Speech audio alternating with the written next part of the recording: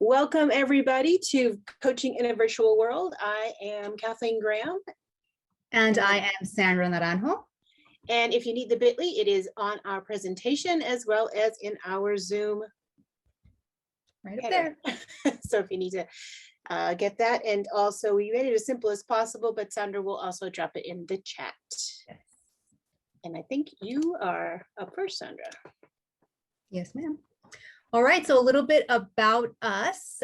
We are digital coaches in Linwood Unified School District, which is a small-ish district in LA County. We are both Google certified trainers. And I love saying this part, we have 50 years combined in education and 10 years combined as digital coaches. And as you can see there, we have our colorful badges, which we always love to share. Mm-hmm.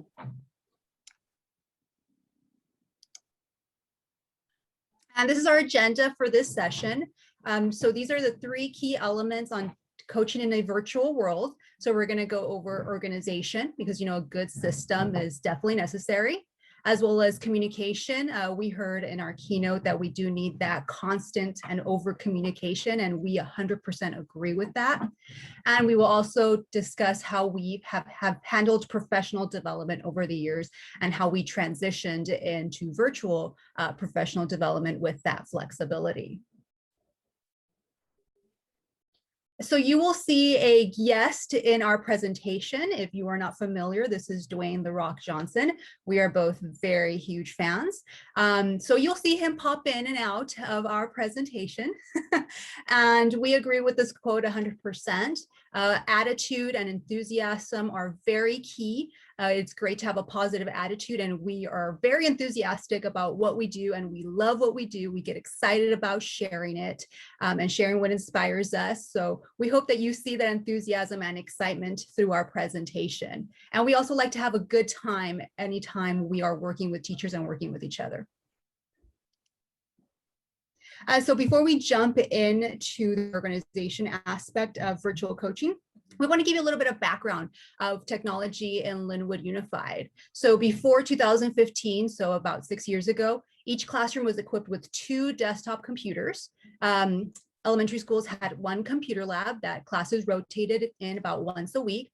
And the secondary schools had 2 labs. So they also did the same thing where they rotated in about once a week.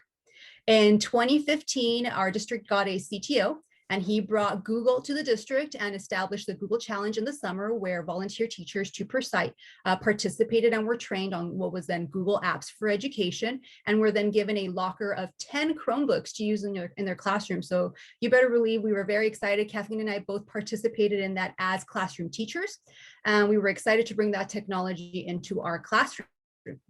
So then in 2016, that's when 2 district digital coaches were hired. So that was Kathleen and someone else. They continued the Google Challenge, but in this case, instead of a locker, teachers participated in pairs and got a Chrome cart that they could share with each other once they finished the Google Challenge.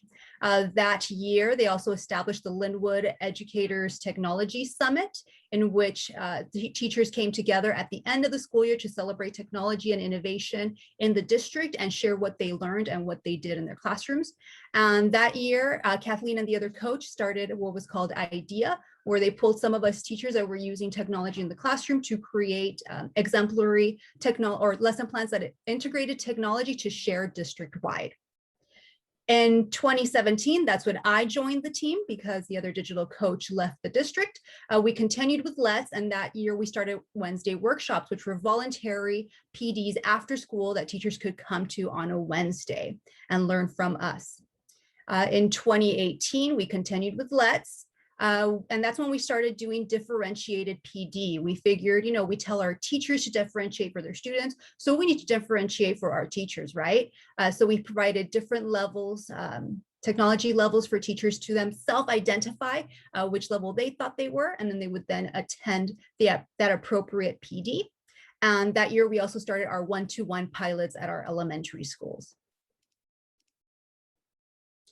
In 2019, our district applied and was accepted into the Digital Promise League of Innovative Schools. So we were very proud and happy to be part of that organization. We also opened innovation centers at each school site. So these are like maker spaces, if you will, at our sites where students could go in and explore different technology aspects. Some of our sites also have like studios where they have green screens and students can do video production. And we started a pilot through Apple with the Everyone Can Create program. And that year we did Let's, but we pushed it earlier in the school year so teachers could then implement what they learned in the school year. And we invited teachers from outside of our district to participate with us. In 2020, we then expanded our differentiated PD and offered more levels since we were already training more teachers, including offering the ability to come train with us to become Google certified. And then, as you all are aware, COVID hit. So Kathleen and I hit the ground running. We closed buildings that Friday afternoon. The following Tuesday, we had our first virtual webinar where we were training teachers, and we were doing about 3 webinars a week. And then we also did a district-wide PD week in the fall when we prepared for opening up with virtual learning in the fall. So that brings us to 2021. People saw the need for having more of us in the district. So our district hired 6 elementary coaches and 3 middle school site coaches. So now a few of our sites have coaches that will help them specifically and directly.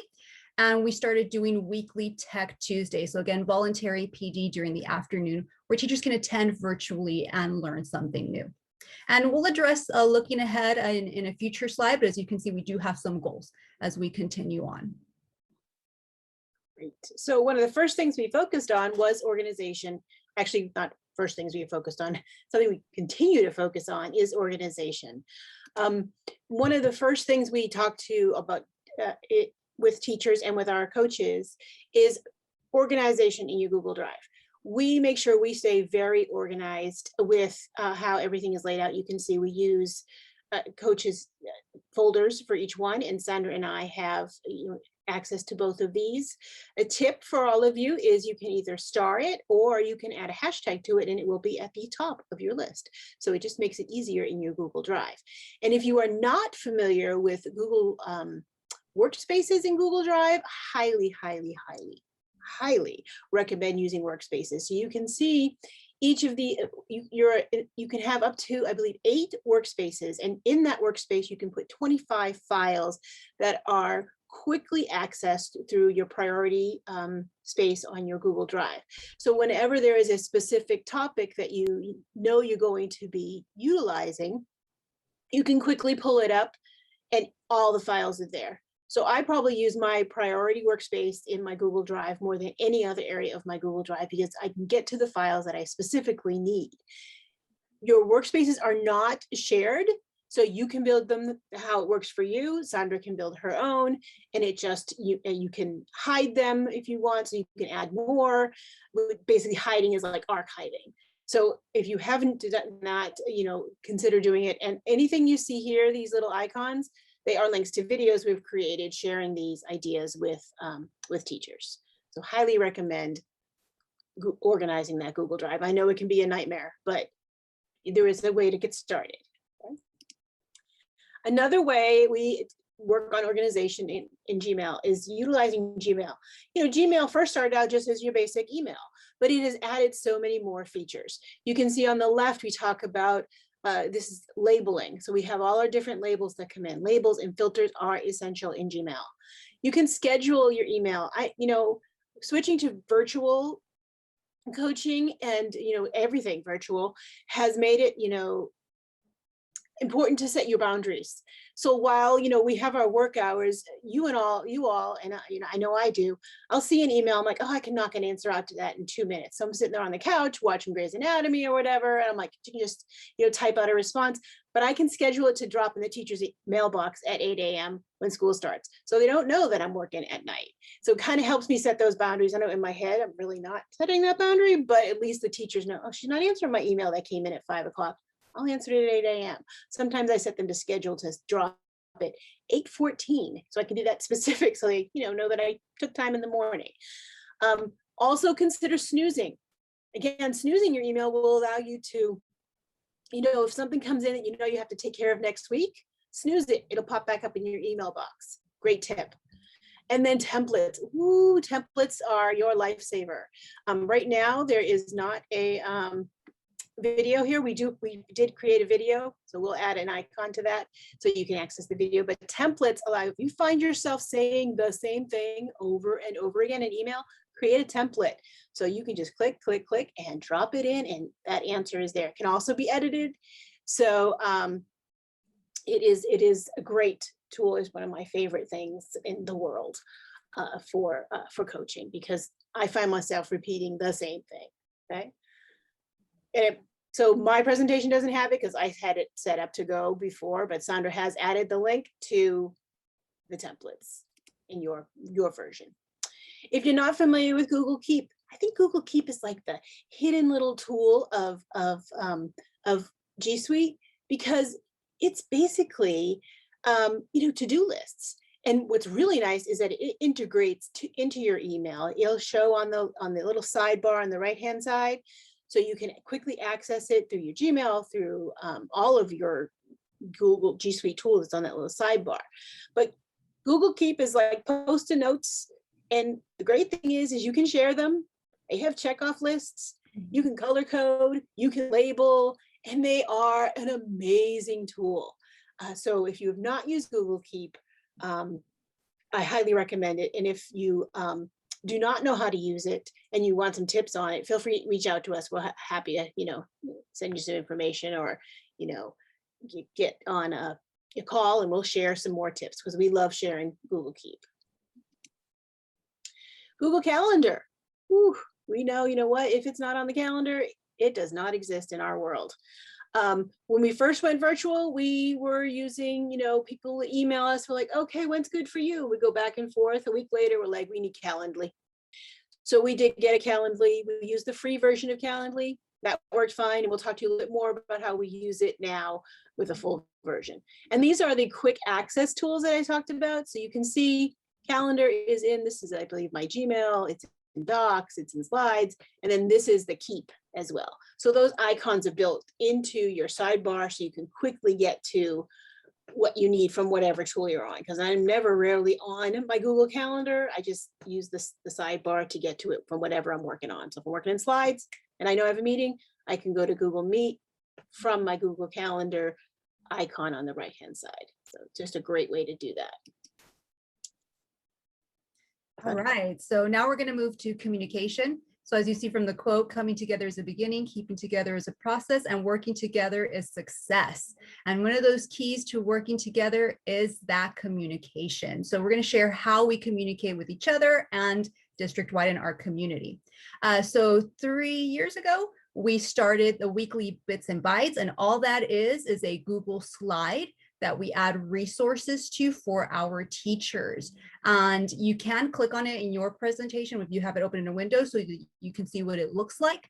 And every Monday morning, this drops in our certificated staff's inboxes for them to see. And it was just really nice. We met with a teacher this morning, and she actually let us know that she's been using the resources consistently. So it's nice to know that people out there do appreciate this this newsletter, because it saves time for them. They don't have to go out and search for resources.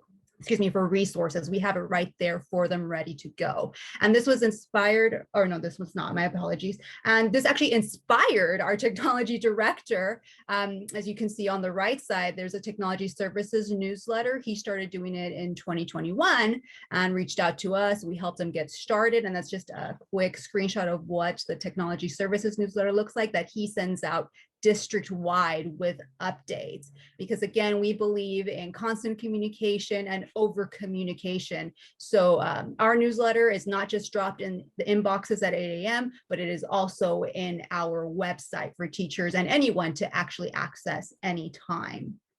And I am not sure what happened to Dwayne Johnson, because he's supposed to be right here. I think you have to click, maybe. No. Nope, I don't know what happened. Oh, there he is. There he is. Oh, bye, Dwayne.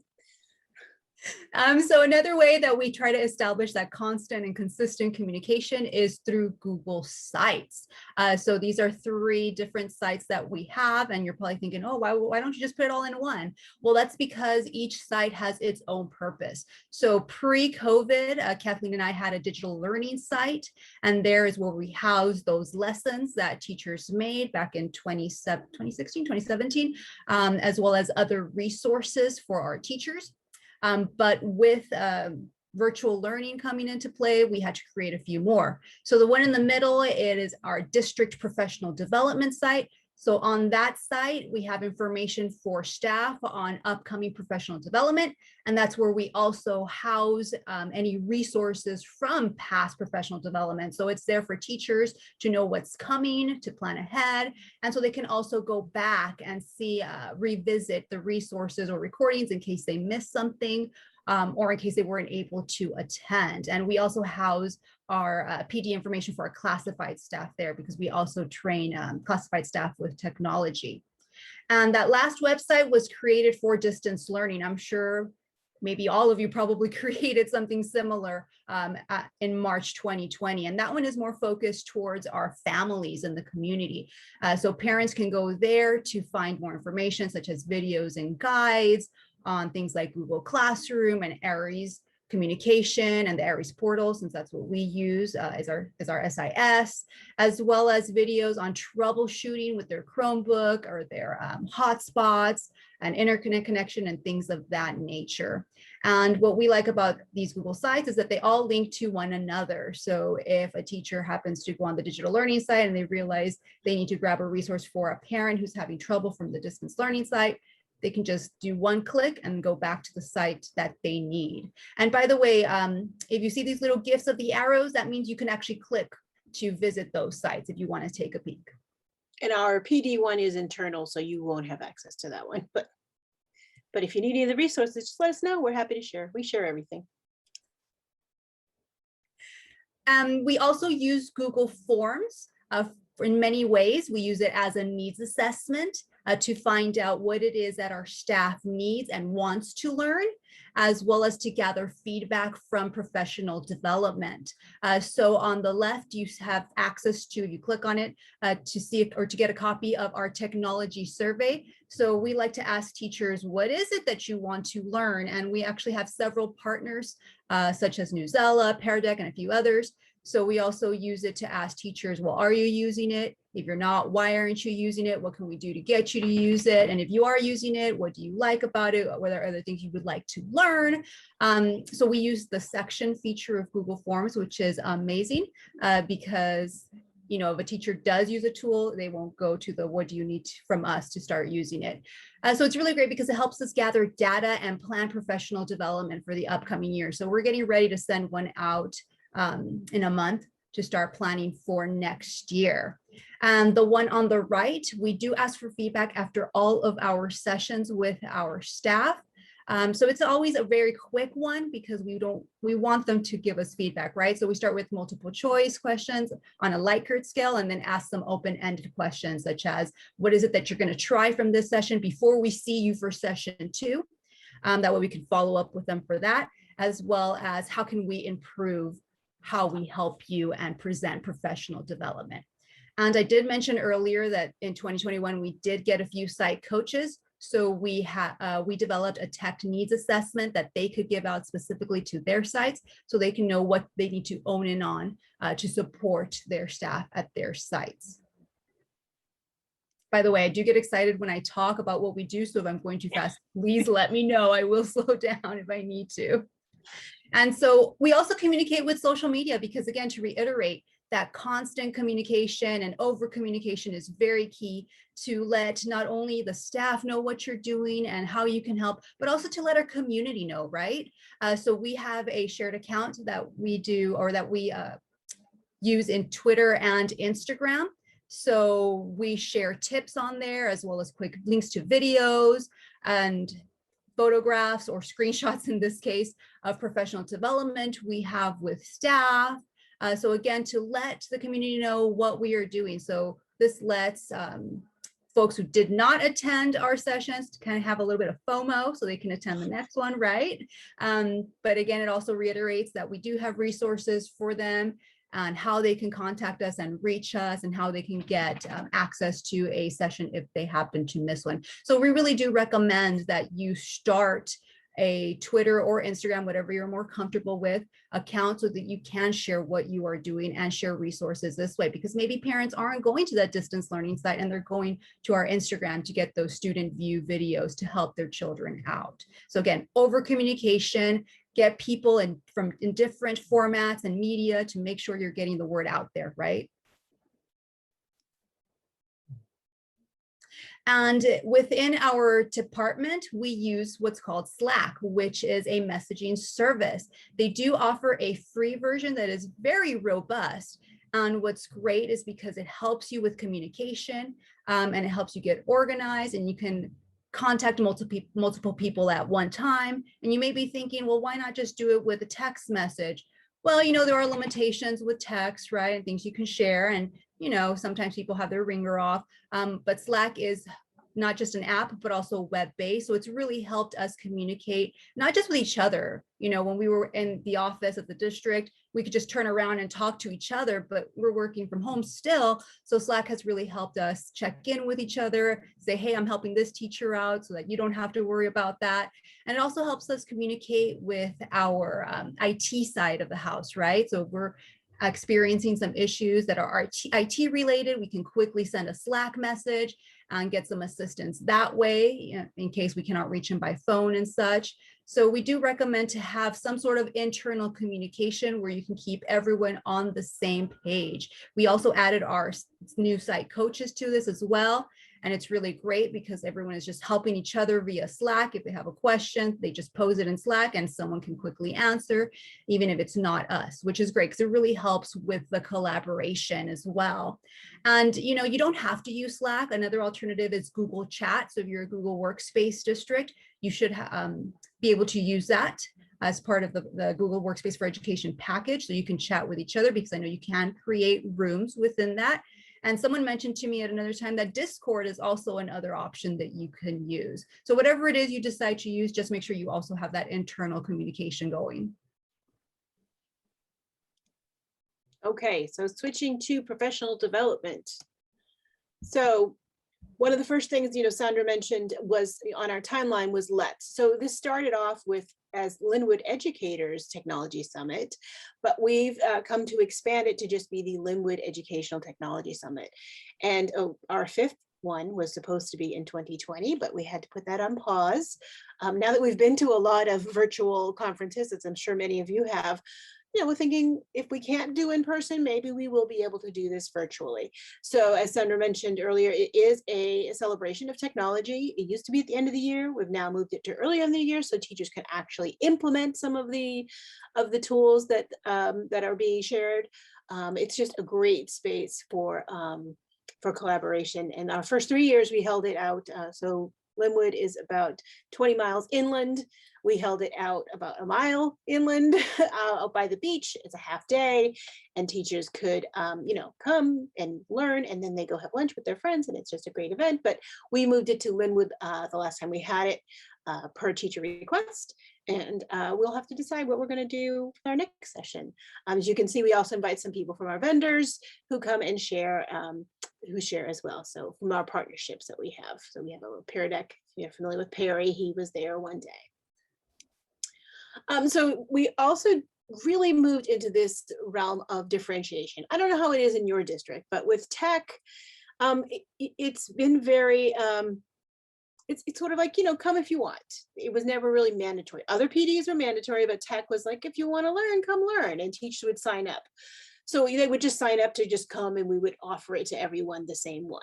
And as teachers started learning more, we decided, okay, we need to differentiate. We were big, you know, Sandra and I both have a background in teaching GATE students. So we were like, you know what, we need to differentiate just like we would with our students. So we developed a, you know, a self-assessment for teachers to sort of look here and decide what level they are. And and then we'd train accordingly. So it was really a great way for teachers to be comfortable, because you really don't want level 4s in with level 1s in a training session, because some of them are going to just get frustrated on both ends. So the differentiation really helped. We met with a teacher, I think it was last week, and she's like, I am so glad I took your level 1. She goes, but you're not going to have level 1s anymore. You're going to have to change your whole format now. And we know that. We know that we don't have a lot of level 1s left, because everyone was forced to become a level 1, regardless of where they were. So we're constantly changing the levels of differentiation and what we offer for our teachers. So our biggest, push, that we have a lot more teachers getting on board with trying to get their Google certified educator level 1, level 2. We've got a few of our coaches that are Google certified trainers. So we're just constantly changing the differentiation model, because it's real important for teachers to do that. And in all of these, we're submitting your application were for using the Google Forms that Sandra mentioned earlier. If you got into level 3 and 4, you actually had to show proof that you were beyond level 2. And I'll tell you, we had people who said, oh yeah, I want to take the Google certified educator. And they would turn in, when it asked them to turn in a Google slide, they turned in a PowerPoint. So like, nope, it's probably best if you went back to level 2, got a little bit of reinforcement, and then try the next year. And they did. So it worked out well. Okay. So pre-COVID, we were in person. Obviously, we have to think about now shifting that to virtual. We have made the shift to having our, Sandra mentioned our webinar workshop Wednesday workshops. We now have Tech Tuesdays. We've taken over Tuesdays in the district. Mostly that was easy because, teaching instruction was completed by 2 o'clock. So we would, that was, teachers were running office hours. So some of them would come in on Tech Tuesdays. Again, still optional. We offer a variety of topics. But now we're thinking, okay, let's talk about, maybe we do have some types of substitutes, so teachers can come in and do half-day virtual PDs, or do we have a big enough space to do a smaller cohort, so they are still socially distanced and feel comfortable coming in whole day. We do have a YouTube channel, which has been, very, I'm going to move on to the next slide because I know that's here somewhere. Yeah, and this is just an overview. I'm going to talk about all those things when I get to those slides. Okay. So when we first hit the ground running on March 13th, like probably most of you, about 2 days earlier, we kind of, we're hearing things are going to shut down. No one gave them a formal word. So Sandra and I kicked into gear and started creating this distance learning guide. It is a notebook template. It is linked there with that little swirly arrow so you can see it. And within it, it's got all these tabs that go to the different tools that we use. We are working on updating it for just to have as a tool for our teachers anyway, but it was a great resource. We shared it on Twitter, and we had districts from all over the country ask, hey, can I borrow this? Can you give me some edit access? What can I do? I need to add this from my district. So the fortunate thing for us, though, is we already had a lot of the content that went in there. We didn't go in stone cold. We had something called help decks. We did not have a Google Meet one. We had to create one. And these are based, oh, sorry, Sandra. Well, I'll just go. That's all right, because you're like me, get excited talking about it. I'm telling you, sharing all of our things. So this is based on an idea by, we saw this from Ben Cogswell. I don't know if any of you are familiar with him. He's an Olisol, and he had a couple, and then we just sort of ran with it. So each one of them is created with, each one of these is sort of like a YouTube playlist. But as you know, in Google Slides, you can embed the video. So you don't get all of the like which video, and I don't have to search for it. It's all embedded right in the Google Slides. So it really helps our teachers quickly find the video. Also helps us when a teacher says, hey, how do I do this? We can quickly get that video and share it with them in email. So we really love our Google Meet. Help deck was one we've had to, started off really small because there were only a few things you could do in Google Meets, but now there's many, many, many more things that you can do. So we were able to continue to build on that. So that's linked here as well. You have access to it.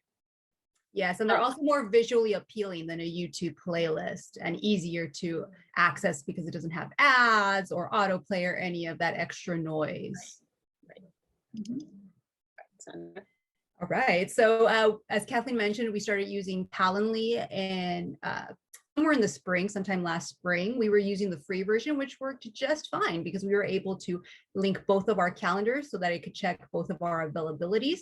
And we were using them to meet with teachers one-on-one, because at first in March of last year, when it started, teachers were just emailing us, are you available? Can you help me with this? Or for those who had our personal phone numbers, they were texting us or calling us. And we thought, we need to find a better way to do this. So we started using the free version of Calendly in the spring and the summer, so that teachers, and not just teachers, but admin as well, and the leads and other staff can just book us to get some one-on-one assistance.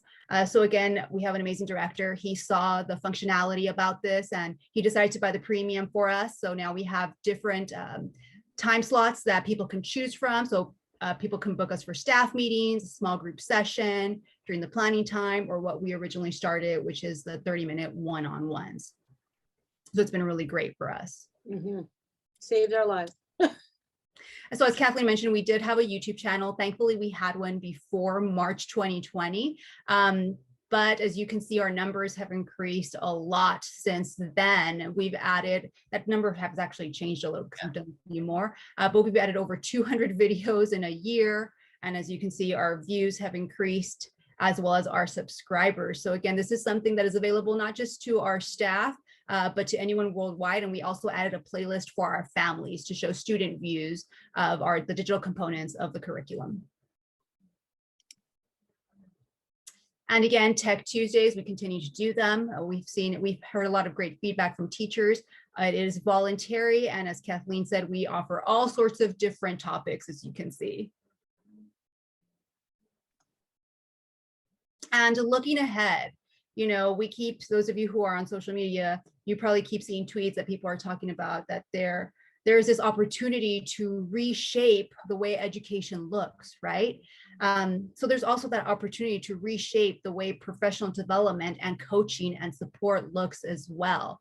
So there are just so many opportunities. And as Kathleen mentioned, we've been discussing how PD is going to look next year and how our role as coaches is going to look next school year for our teachers. And we've talked about bringing back the differentiation cohorts so that we can support teachers in that manner, and talking about making them half days instead of full days. And that way teachers can continue to learn not just from us, but from each other, bring student samples or share student samples and reflect on them. And we also want to just continue to build relationships with our staff. We were very fortunate to be in these positions before COVID. So we already had positive relationships established with several teachers and admin. So that really helped as well, because there's that level of comfort and trust that they know they can come to us with a question. And a lot of times they'll say, I'm sorry to bother you, or I'm sorry if this is a dumb question. And we just remind them and reiterate, it's not a dumb question and it's not a bother. We're here to support you. We're here to help you. So we want to make sure to continue to build those relationships and, also take advantage of these opportunities that are available to innovate and really expand and build on what we've already started. Yeah, and so along those same lines, we talk about being coaches. As Gustavo started us off talking about the different types of coaches before COVID times. I hate to use that phrase, but before COVID time, Sandra and I were in classrooms. We were, coaching. We had a few, each of us had a few, I don't want to use the word ducklings, but we were helping them along because they were really interested in tech, but didn't have the background. So they really wanted to add more instructional technology. So we had, teachers at each school. So, but since we were located at the district, we had to focus on district-wide PD as well.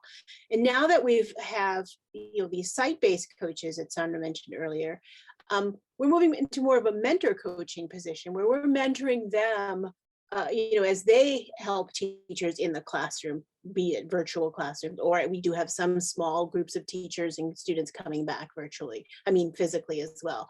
So it's interesting to see our role as coaches shift, but it's key. This quote really kind of, reflects what we think, to be humble. We don't know it all, and we just want to support teachers, because in the end, we're supporting students. And Sandra and I's hearts both lie with students and student growth and student achievement. And we always believe in being the hardest worker in the room. We do work hard, but we do have fun. And I think that's key to having those relationships with teachers, as well as relationship with your co-coach. I'm fortunate to have a coach that we feed off each other. We work well together. And I think that's important in building those relationships with coaching. So as you coach, be sure to think about being humble, be hungry, and be the hardest worker in the room. You don't have anything to prove to anyone, but you do want to give that knowledge to people and, to share. You can tell Sandra and I just have a love for what we do, a love for education. And, we like that to be reflected in our work. So we want to thank you for being here. There's the 3 ways you can find us. We have the co-coaching Instagram and Twitter, and then our individual Twitter. So we would love to, give us a follow. We're hoping to connect with a lot of you over the next 3 months. And we would love to keep sharing with you. So feel free to hit us up. Sandra put our email in the chat, and the room host has put the feedback form in the chat as well. So, but we have a few minutes before the room closes. So if anyone has any questions, you're welcome to come off mic, or if you don't feel like coming off mic, you can always drop it in the chat. Well, I just want to say this was excellent, amazing. I got so many great ideas. I feel like I'm gonna have to go back and rewatch this about 8 times and take all the notes. Like almost like a close read. The first time is just for pleasure, and then after that, you're like, okay, now let's get down to business. What were we learning here? Right. And if you have any questions, feel free to reach out to us. We're happy to answer them. I know sometimes when you're reviewing a session, you're like, what was that again? Just feel free to email us or DM us on Twitter. We're happy to help anybody who wants to, like, can you expand on that? We do love what we do, and we love sharing what we do. But thank you for the feedback. Yeah, you had really, really great, helpful ideas. So thank you so much. You're welcome. All right, any other questions? All right. Thank you for the wonderful presentation. I just want to remind everyone when they're going back to the main session, not to leave the meeting entirely, just the room. So just a reminder. Right, because we're going to have those affinity groups, correct? Right after this. In about, I guess, 15 minutes. You guys ended a few minutes early, so great job. We have 3 minutes left, right? We were 5:50. Yeah, you did excellent. We packed it in. I could talk for hours about each thing. We can. I had a quick question. Hi, this is Regina Powers. I'm district librarian for Anaheim Union High School District. Sure. And I was curious to know, you said that you have a shared account. How did you, for an Instagram account, how did you set that up? Did you set it up with your personal emails or your work emails? Work email, and we shared the username and password. Okay. Oh, all right. That's it. Yeah, so that digital coaches at mylusd.org is a group email. So we were able to use that for the socials. So if you have someone, that sets up the Gmail accounts, ask them for, like you said, your librarian. Yeah, district librarian. So, and I have a generic account, but I'm aiming to get that for all of our sites for the library media text. Yeah, so then use that generic account and you just share the username and password. I'm on the right track then. Yeah. Thank you. Great. All right, everyone. Anyone else?